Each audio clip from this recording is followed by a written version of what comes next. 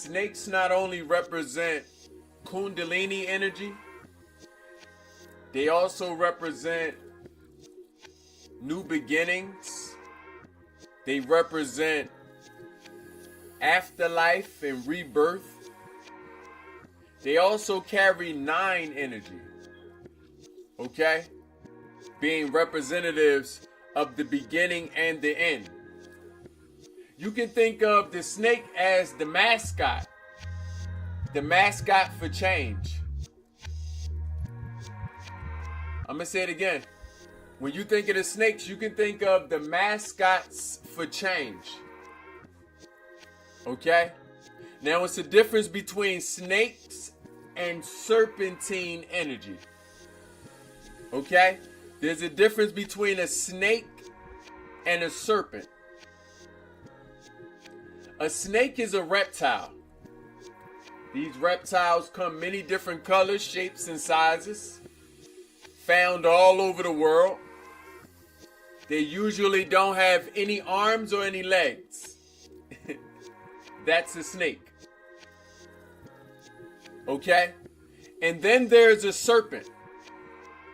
A serpent is a characteristic, personality trait that most often belongs to humankind because it relates to cunningness, charismaticness, wisdom, okay? And sometimes when wisdom is used against you, it is called being cunning, being divisive, okay? So that's the negative sides of serpentine energy. Positive sides of serpentine energy would still relate to wisdom that's trying to lead you into evolution.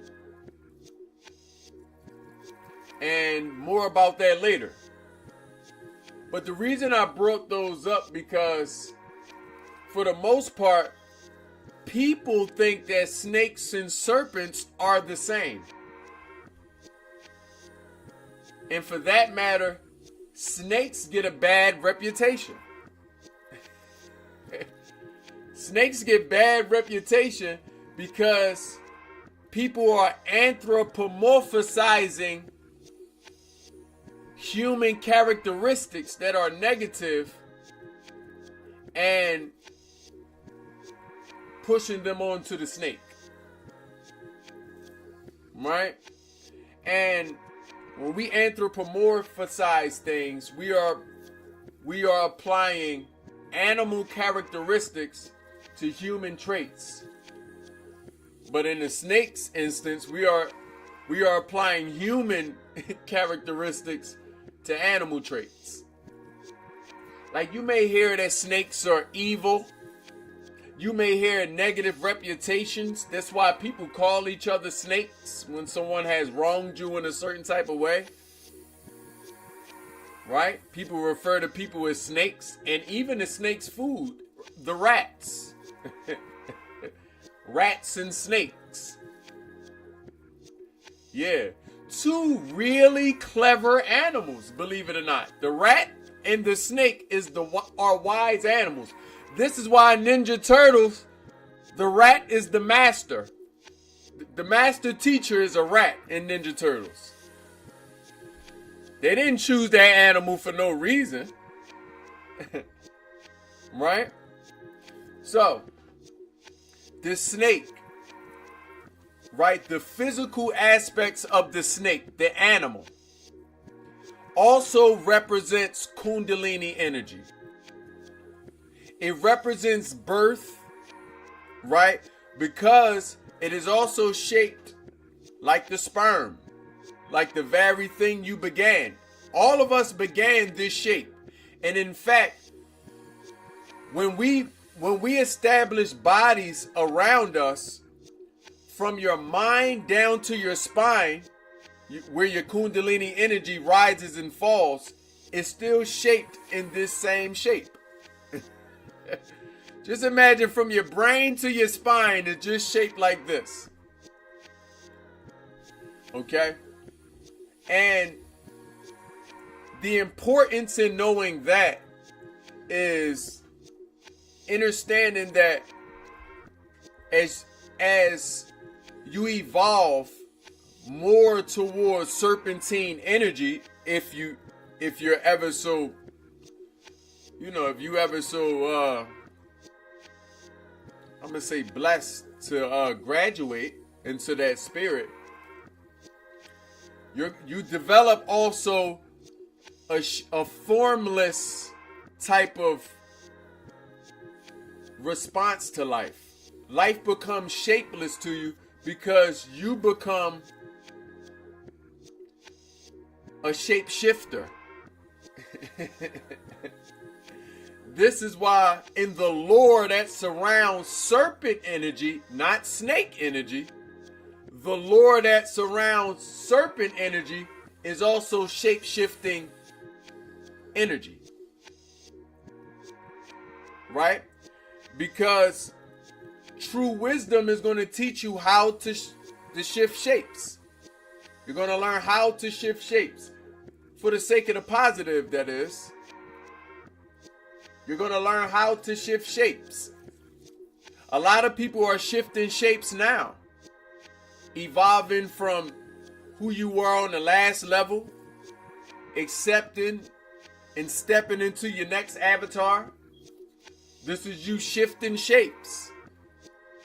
And you may have to shift shapes again to adjust to new people that you wanted to meet.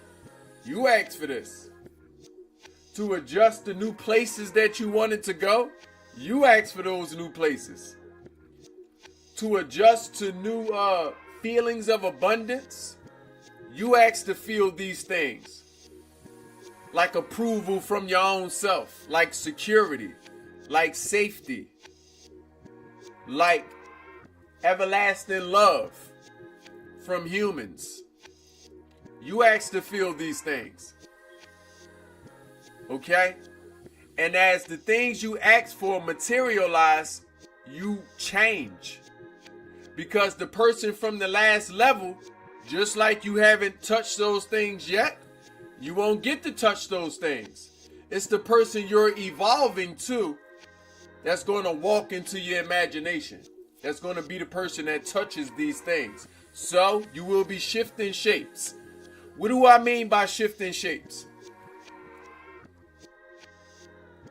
We are coming into a new mind, a new spirit, and a new body. On a grand scale, this happens every 10 years. Every 10 years, on a biological level, you get new organs. Some organs you even get every month. But every 10 years, you get an entire renewal of your skeleton, as well as the organs inside of it.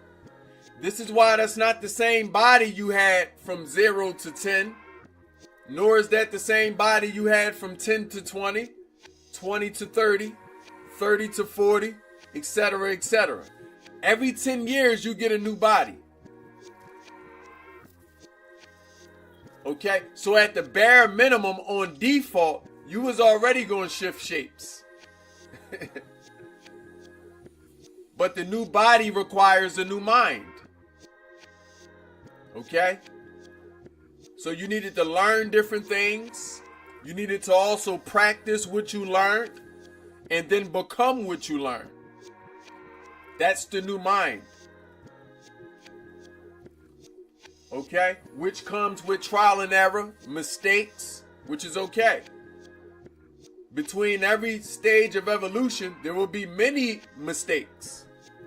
This is so you can evolve properly and so you don't descend or try to backslide into your old mind or into your old spirit. Okay? Which is, again, a deadly thing to do. Why? Because as you evolve into a new creature, the old creature is now unalive. So for you to try to keep it alive, you are practicing something that is unnatural, trying to hold life into something there is no life in. Okay?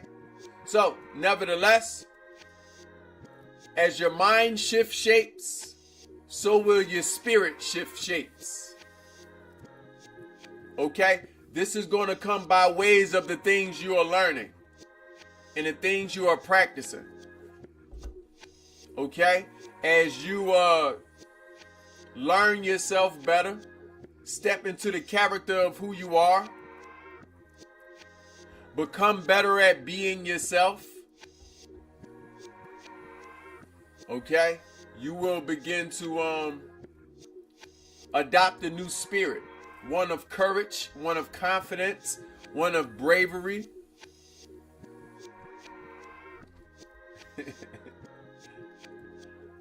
And as it pertains to your Kundalini energy, okay, this creation spirit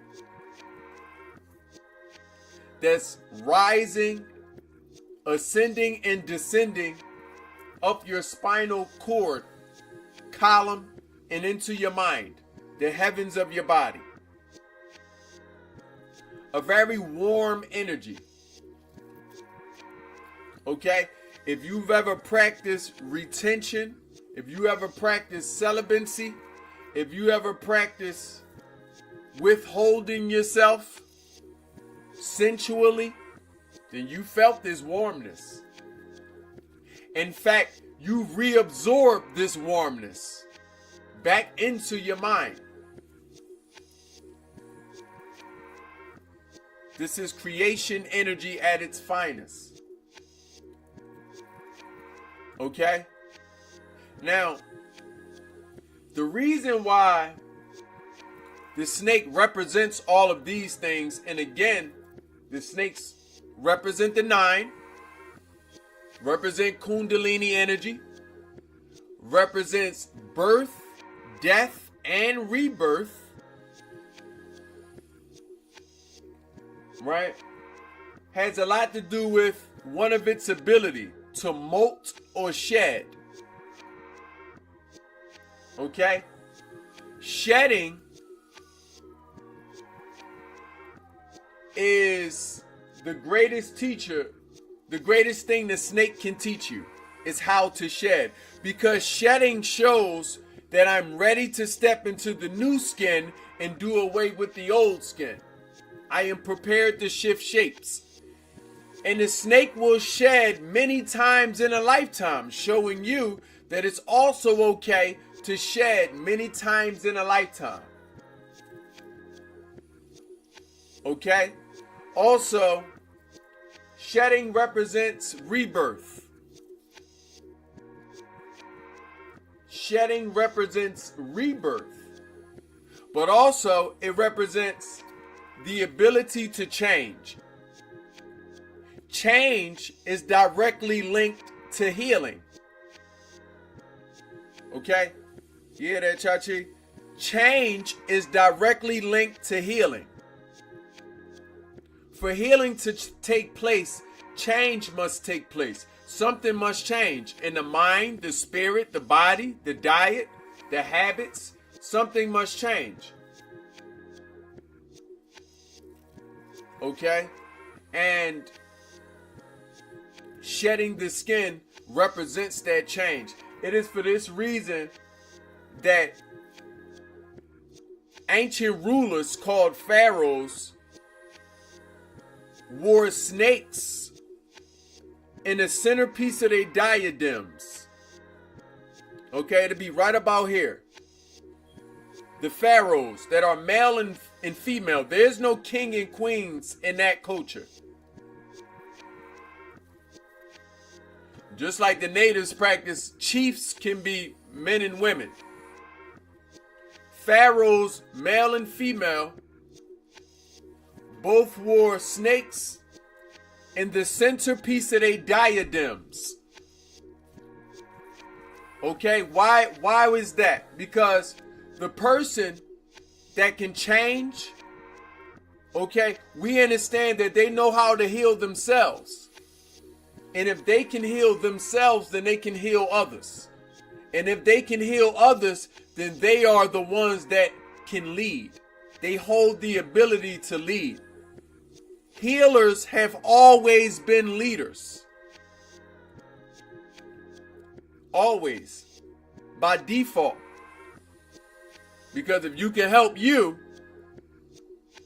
and you learn how to bandage yourself and get back into life, and know how to change and evolve into a different creature that won't hurt itself the same way, then that's the perfect person to lead. Because you also will be teaching that same lesson unto the masses. Teaching them that the power lies inside of them, not onto an outside source, such as the doctor, the spiritualist, the holistic practitioner, the psychologist or the psychiatrist, whoever it may be. Teaching them that the power is in you to change. Okay? So, the snakes represent change. Okay? And this brings us into the 9 energy. What is the 9? Okay? Because the snake is indeed shaped like the 9. Shaped like the 9, meeting itself in the middle. When you think of the 9, think of the snakes from now on. Believe it or not, when you think of all the 9 numbers, you can think of the snake. All of them are the snake. I'm going to say it again. When you think of all the 9 numbers, you'll think of the snake. But there are important numbers that you should keep in mind, because these numbers hold a lot of the same meanings, and they activate each other. Y'all ready for numerology? Here it go. The 9 and the 6 look alike for a reason. Okay? Remember, I spoke on the beginning of it and the end. The 9 represents the beginning of it and the end. Can everybody put a 9 up? Go ahead and put a 9 up. However you're going to put your 9 up. When you put your 9 up, when you turn it upside down, you have a 6. There's a secret number hidden there. When you put your 6 up, you also have a 1. There's a 1. Did you know the 6 and a 1 was the same number? Well, I promise you, ain't nobody gonna teach numbers like this. Did you know the 6 and the 1 was the same number? You see that 6? And you see that 1, right? When I put the 1 down, look what I got. A 9 again. When I put the 6 down, look what I got. A 9 again. Okay? Reason being is because when you arrive at 9, okay, something is beginning. You are at 1 again. When you arrive at 9, something is becoming complete. You are at 6. 6 represents completion. Okay? At 6 in the rising, the night is complete. At 6 in the evening, the night or the day is complete. So when we get to 6, either the day is complete or the night is complete. So 6 represents completion. Okay? So when we get to the 9, something is complete and something is beginning. Because we'll have the 6 there and we'll have the 1 there. Look at it. They're on opposite spectrums. 6 on the bottom, 1 at the top.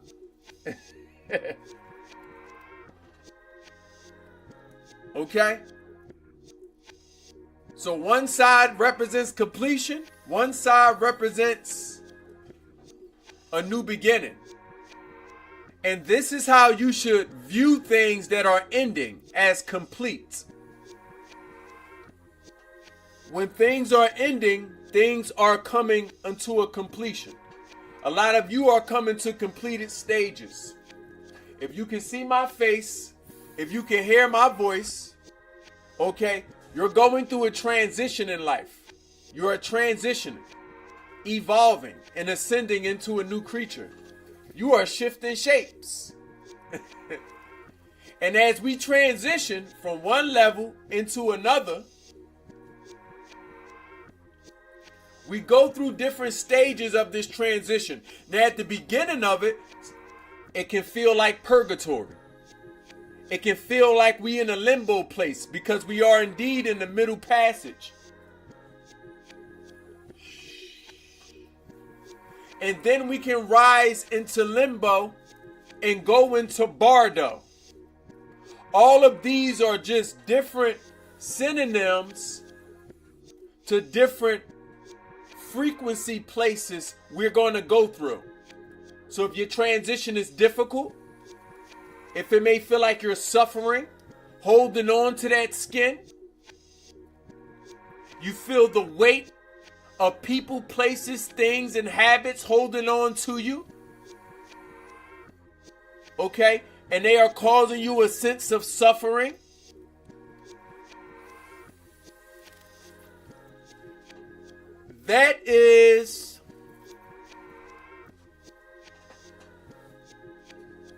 that's a purgatory. She almost had me in purgatory. Y'all seen her? Y'all seen her? That's a purgatory.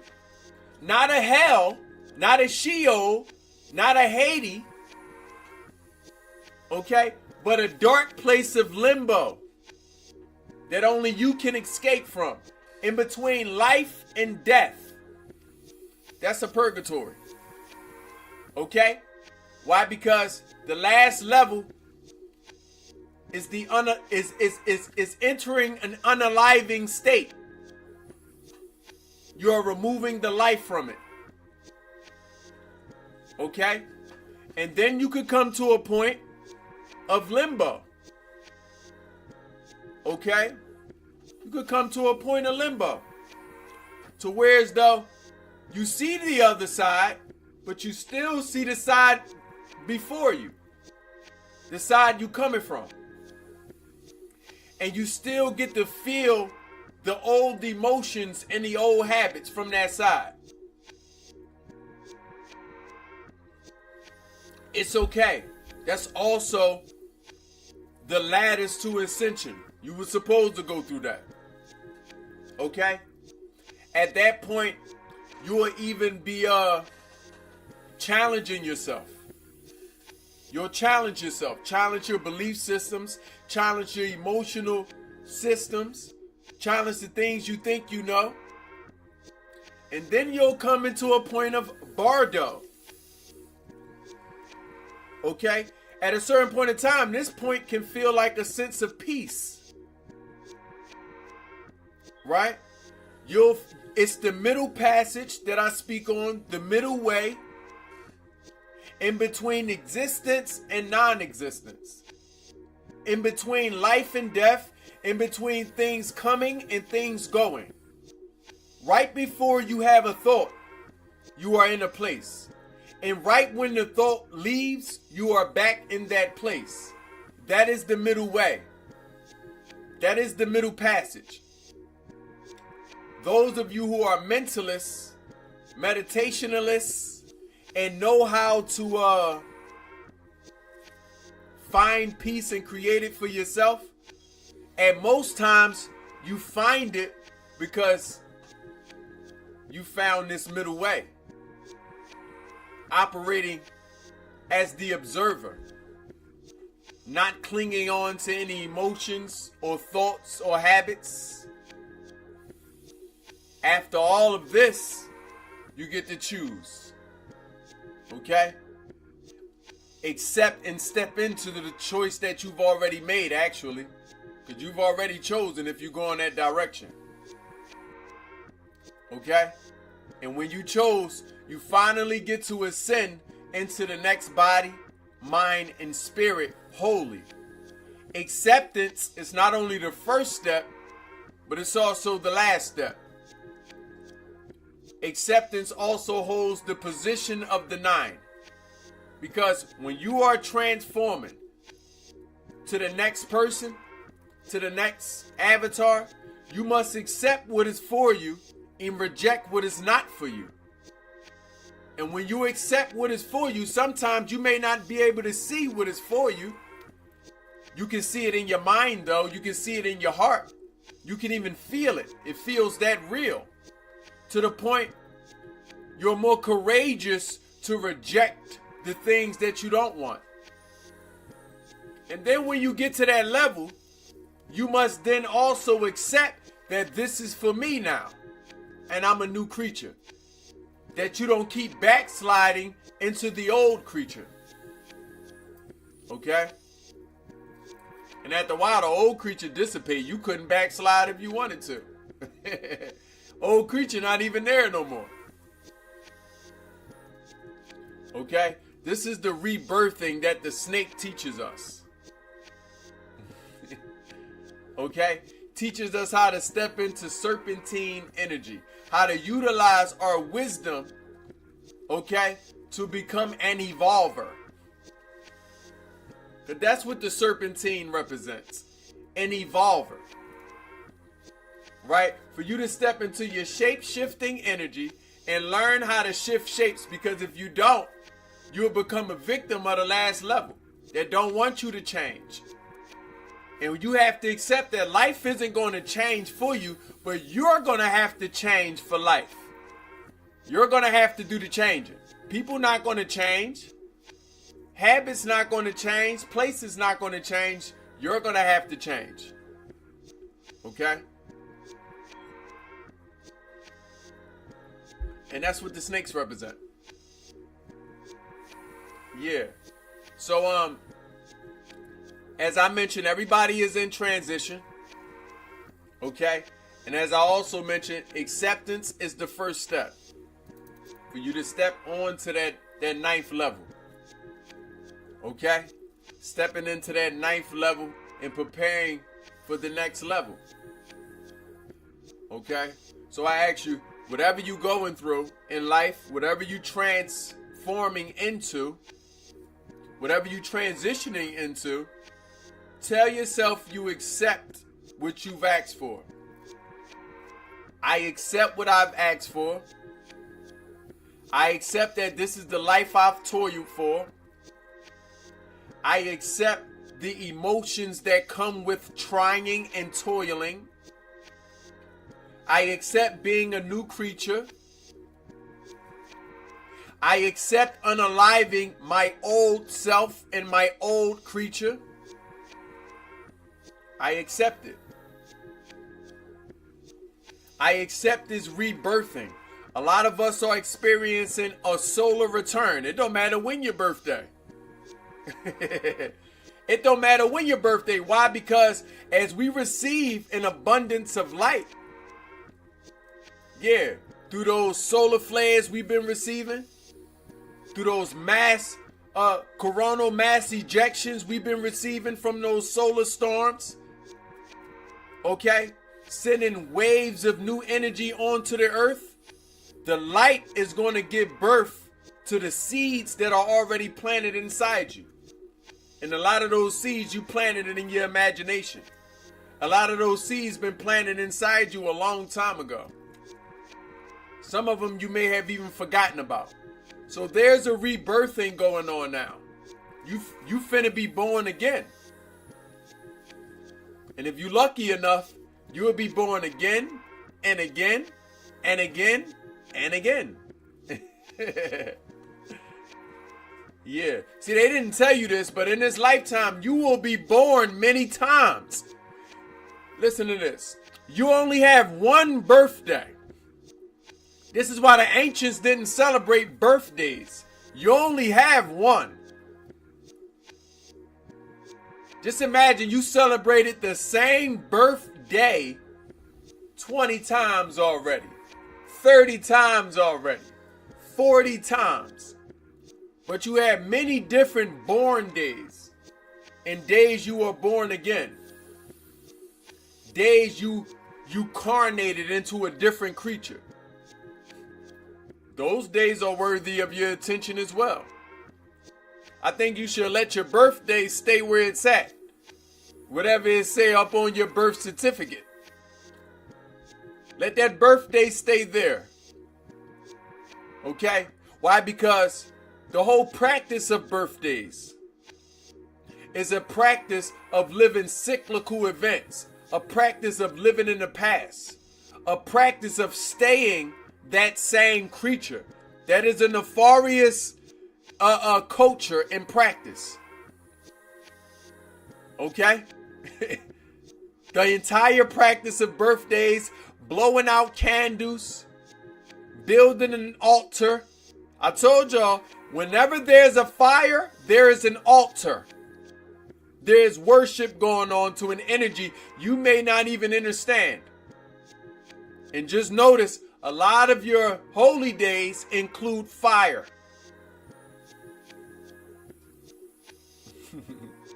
A lot of your holy days include fire. Fire forces you to build an altar. It doesn't matter if there was a grill. It doesn't matter if it was a fireplace. It doesn't matter if it was a cake full of candles. There is an altar. And you know what else goes on an altar to complete the altar? Gifts. Feast. Festivities. Okay? Sometimes even certain gifts pertaining to different deities, like the tree. Right? And I ain't gonna go off into it. I just want y'all to always look for fires when y'all thinking of group celebrations of things your ancestors didn't introduce to you. Depending on who your ancestors that is, depending on who watching this. Okay? So nevertheless, let's not celebrate the idea of being born the same person over and over, because that's what birthdays do. Compel you to celebrate the idea of being born the same person. That's why you can't teach people old dogs new tricks. They done been born again and again and again. How many times can you turn one? People have turned one 30 times. 40 times. Ashe? Nevertheless, here we have a tradition of our own. Okay? Since my philosophy is mental wealth, because it's mental wealth that will be needed to fortify your mind, your body, and your spirit for those days to come when your mental health may be challenging you. You can reach back into your mental wealth banks, okay, and pull out things that can assist you in real time. Okay? To build on this bank, it requires only for you to bring the riches on the inside. Okay? Enrich yourself. Enrich your mind, enrich your body, and enrich your spirit. Okay? Because poor minds create poor spirits, and they create poor bodies. And it's these poor bodies that's creating the poor lives that we keep complaining about. Okay? So if we want to cure poverty, we must enrich ourselves mentally, spiritually, and physically. Rich minds gonna create rich spirits that's gonna create rich bodies that's gonna create the rich lives we've been asking for. And for that matter, our slogan is let's get rich. Be sure to subscribe to my YouTube if you haven't done so already. Follow me on all streaming platforms. If you like wisdom or content like this that enriches you, that you can leave feeling richer, make sure you keep your post notifications on, because I be live. And make sure you save this and share this with somebody that may need it. That's it. Thank you. Yeah, I think we did good, Chachi. What you think? You got something to say? Hey, girl.